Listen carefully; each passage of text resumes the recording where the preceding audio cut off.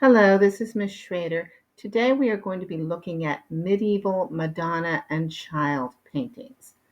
My students, you're going to need a piece of paper and something to write with. You want to take some notes, and when you're done, you're going to be giving me 5 sentences about what you found interesting, educational, and important.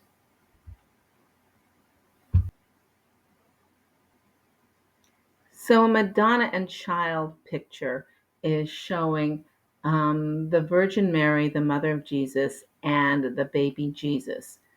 In the medieval period, the period from about 600 AD to about 1500 AD, the Catholic Church was the only strong church in Europe. You had to be a Catholic, otherwise, you'd probably be in trouble. And so a huge amount of the artwork was religious artwork.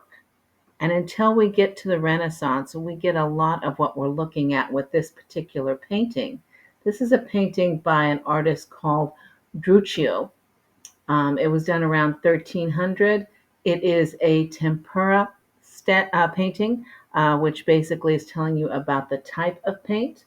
It's currently in the Metropolitan Museum of Art, but it looks very two-dimensional.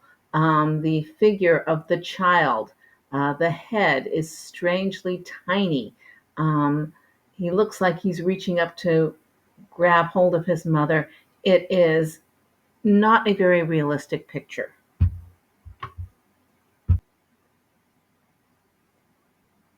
This picture is considered to be possibly the oldest Madonna and child picture ever made. It's from about 150 CE or current era. It is from the Catacomb of Priscilla in Rome. And that is one of those man made tunnels in which the Christians would gather together. The picture, the piece that's on the right, you can really barely see it.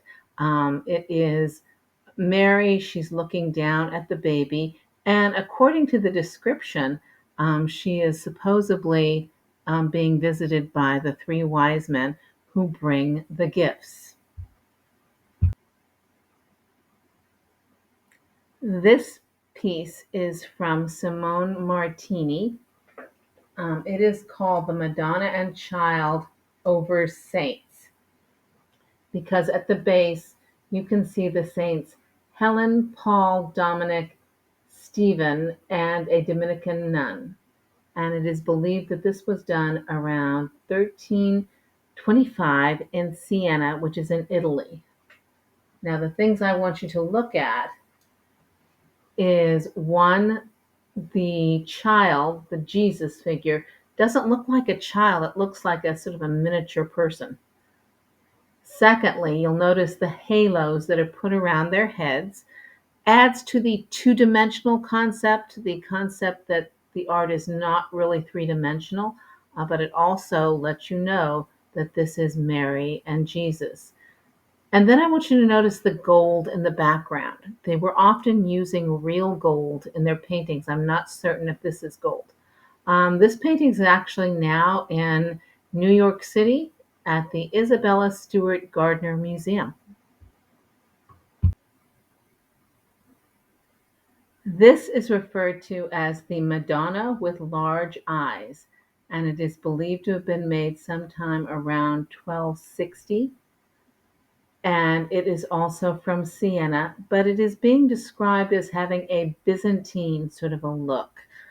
So more from Eastern Europe and the Middle East.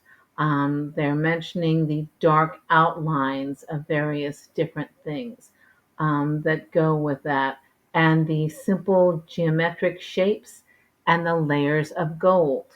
They're also mentioning that she's not supposed to look realistic. Um, she's supposed to look flat and without a lot of perspective. But you should notice that she and Jesus both have the halos, both in decorative gold, and their faces are very similar.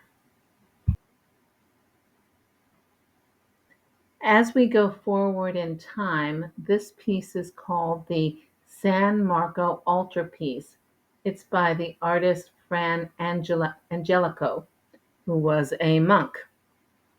He painted it between 1438 and 1443, and it is an altarpiece in a museum today, but it used to be in a church in Florence, Italy. And one of the things you should notice is that he is showing much more perspective. You can see behind her, um, going backwards into the trees, behind the main figures that are around her. You can see other people, and they look as though, it's going back and back and back.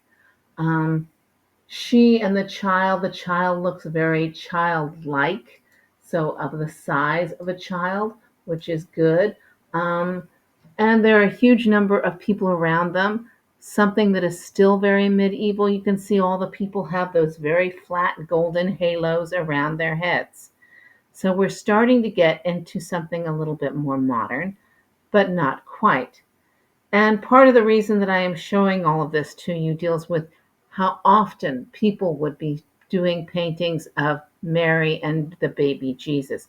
This was a hugely popular subject matter for people in the Middle Ages. And in the Middle Ages, they didn't really feel the need, for the most part, to make it look realistic. As you look at this next set of Madonnas and children, these are all medieval.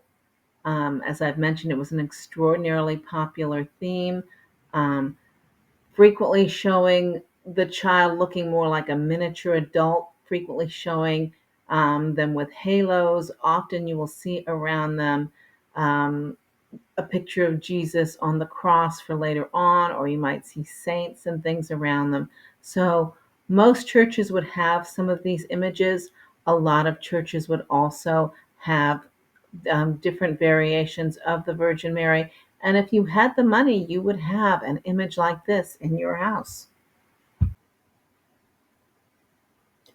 As you move into the Renaissance, you can see that the paintings look a little bit more realistic. This is something by Fra Filippo Lippi, once again in Italian, and it's in the Uffizi Gallery in Florence.